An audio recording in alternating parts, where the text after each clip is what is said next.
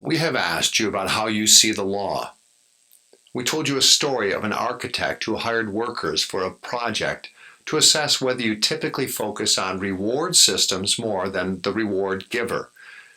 We told you about a servant leader's effect on his followers and an orphan whose personal identity would not allow her to trust her adoption by the rich man. We asked questions that captured your current core assumptions about the nature of man and the possible connection to the spiritual or invisible.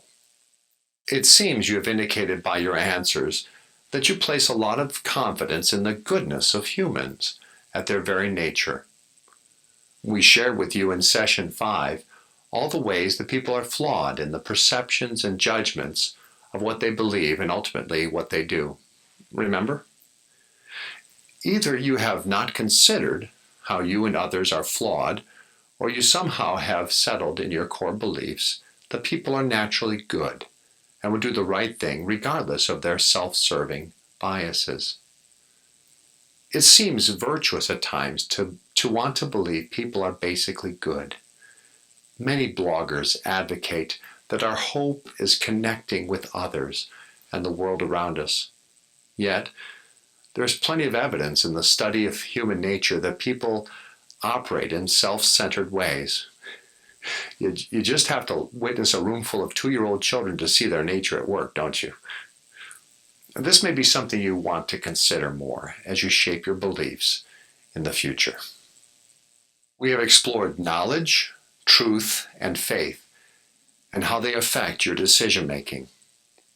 And from your responses to these stories and questions, it seems that your core assumptions are what we would classify as an orientation toward your circumstances, especially the exchanges you make with the physical world around you.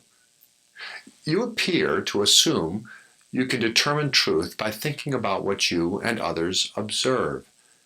You seem focused more on what is practical than principled. So, you would likely place a priority on Edo knowledge over gnosis.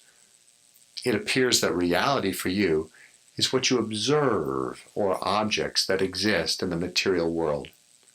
From your answers, fairness and justice dominate your sense of virtue, so reward and punishment is important in your view.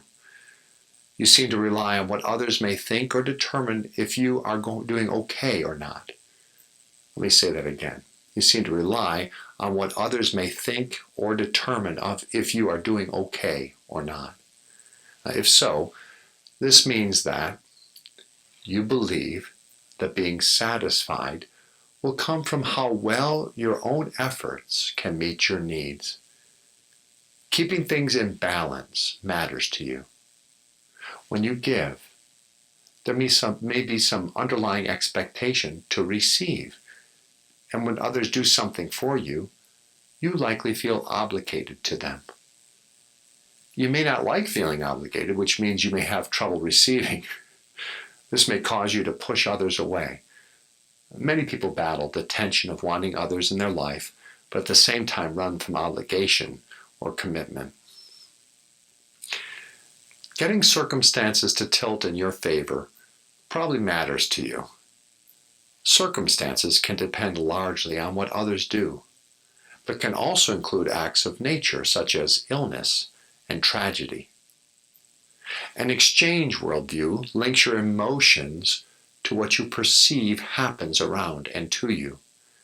This can involve both the physical world and even unexplainable events you may attribute to the invisible or supernatural world. You're typically happy and excited when things go well, and sad, frustrated, and angry, and so forth when things go against you. How you compare to and impact others can be a source of guilt, shame, or pride. You may see virtue primarily as morality or doing the right things. Do you remember our discussion in session 3 on power?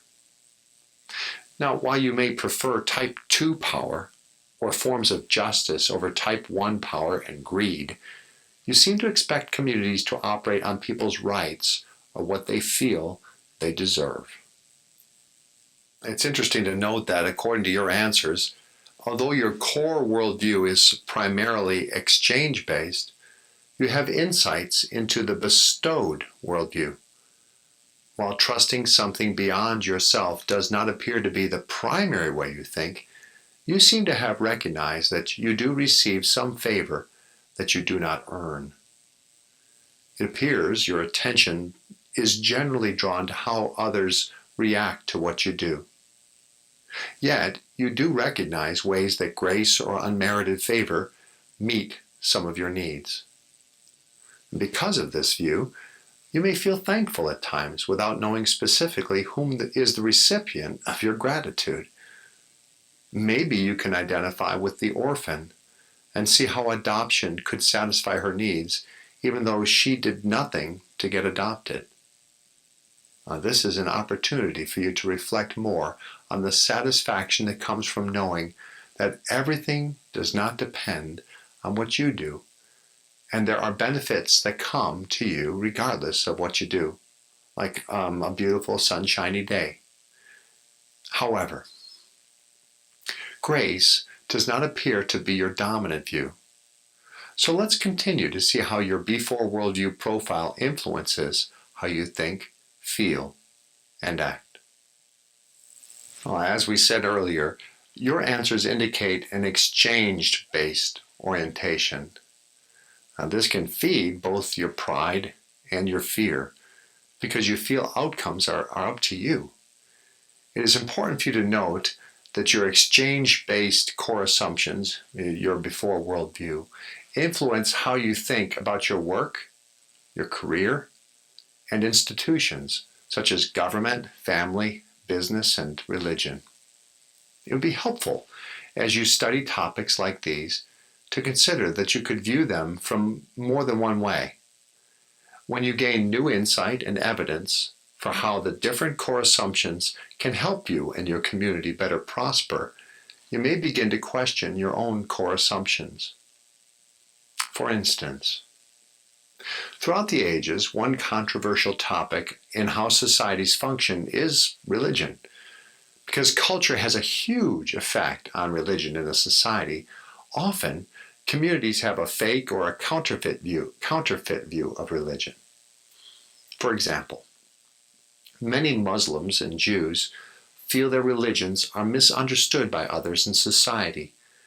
So throughout the years, religious people have both exploited others and have been persecuted themselves. We suggest the best way to view religion is not as a cultural influence on society, but truly as a core assumption. For example, you can study Christianity by exploring the core assumptions of Jesus.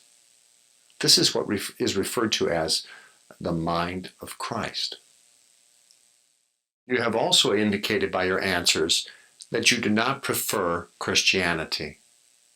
We assume this means that either you feel you still have more to learn about Jesus' teachings, or that you understand Jesus' teachings and you do not agree with them.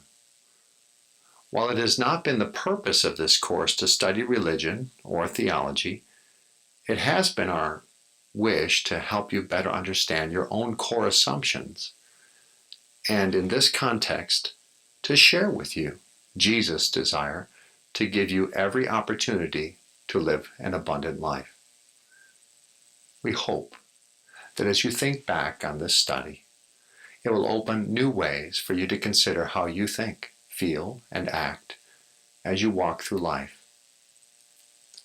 Perhaps the most valuable thing we could ask you right now is, what is true north?